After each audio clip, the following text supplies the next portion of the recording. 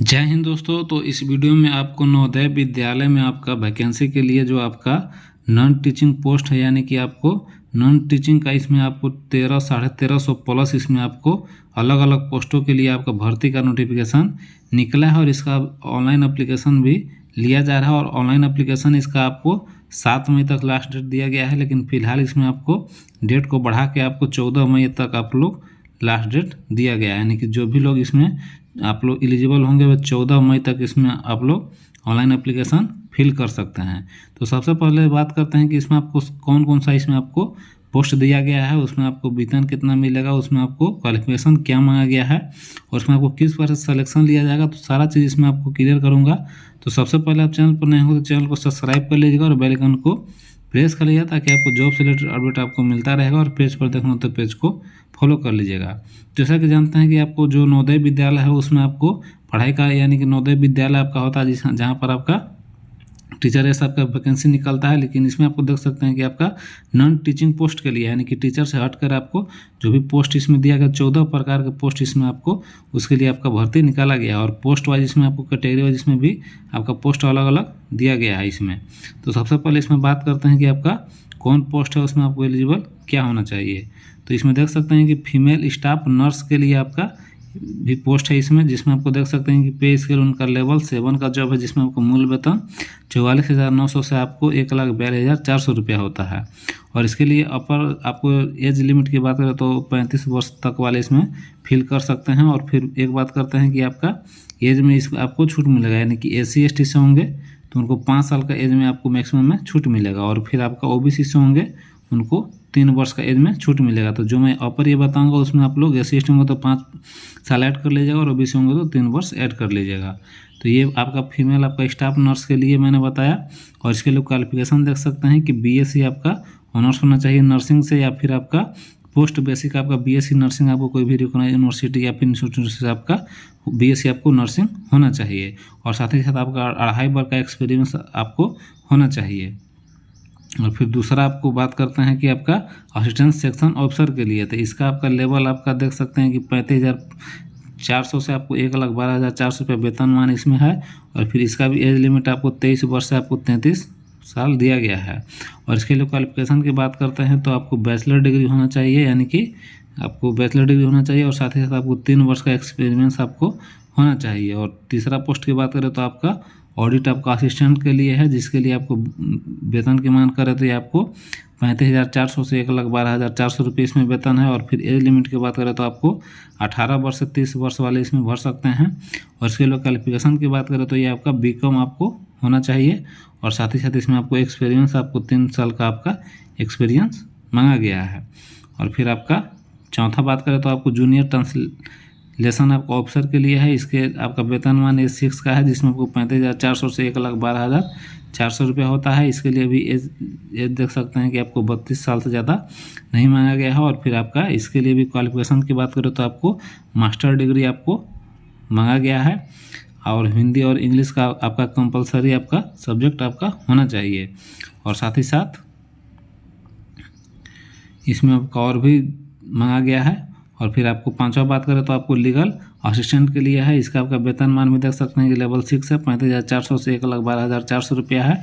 Age limit आपको 23 वर्ष से 35 वर्ष दिया गया है। और फिर आपको क्वालिफिकेशन की बात करें तो आपको डिग्री इन लॉ फ्रॉम आपको रिकॉग्नाइज यूनिवर्सिटी से आपको होना चाहिए। और साथ ही साथ आपको 3 वर्ष का आपका एक्सपीरियंस होना चाहिए। और फिर आपका working knowledge of computer operation भी होना चाहिए। और फिर आपको हिंदी इंग्लिश का भी आपको नॉलेज होना चाहिए।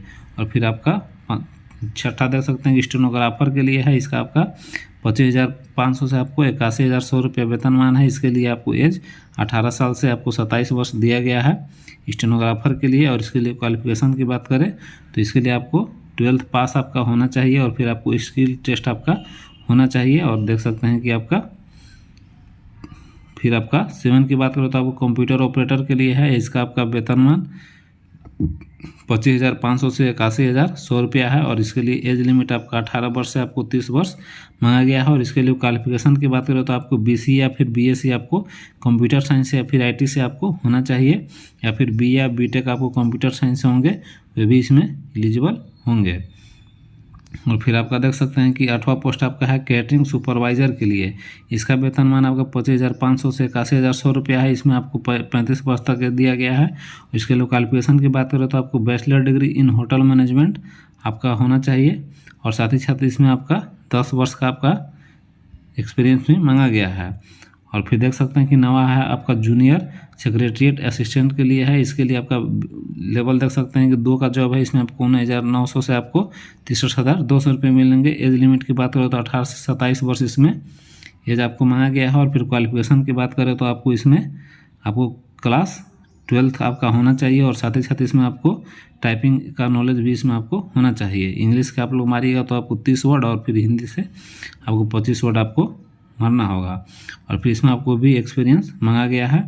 और साथ ही साथ इसमें देख सकते हैं कि जूनियर सेक्रेटरी असिस्टेंट के लिए भी है, जिसमें आपको वेतनमान इसमें आपका 19,900 से 63,200 रुपया है। और एज लिमिट इसमें 18 से 27 वर्ष मांगा गया है। और फिर आपको देख सकते हैं कि आपको क्वालिफिकेशन इसमें आपको 12th होना चाहिए और साथ ही साथ इसमें भी आपको टाइपिंग का नॉलेज आपको होना चाहिए और इसमें भी एक्सपीरियंस आपका मांगा गया है। और फिर आगे पोस्ट की बात करें तो आपका फिर है आपका इलेक्ट्रीशियन कम प्लम्बर का भी आपका पोस्ट दिया गया है, जिसके लिए आप वेतनमान देख सकते हैं कि 19,900 से आपको 63,200 रुपया है। और इसके लिए आपको एज लिमिट 18 से 40 वर्ष मांगा गया है।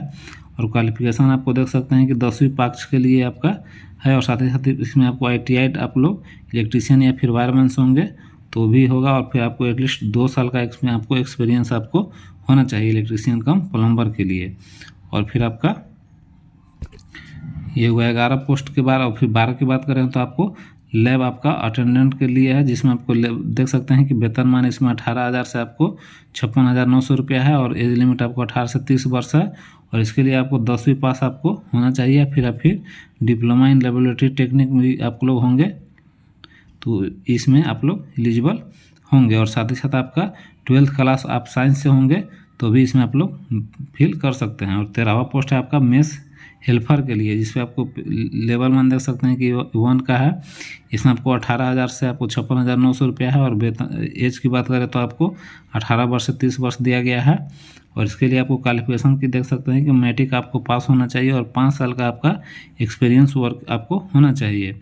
और फिर आपको इसमें आपको स्किल टेस्ट आपको लिया जाएगा, वो आपको पास करना होगा। और देख सकते हैं कि 14वां आपका है मल्टीटास्किंग स्टाफ के लिए है। इसका आपका लेवल 1 का है। इसमें आपको 18,000 से 56,900 रुपये मिलेंगे। और एज लिमिट इसमें आपको 18 से 30 वर्ष मांगा गया है।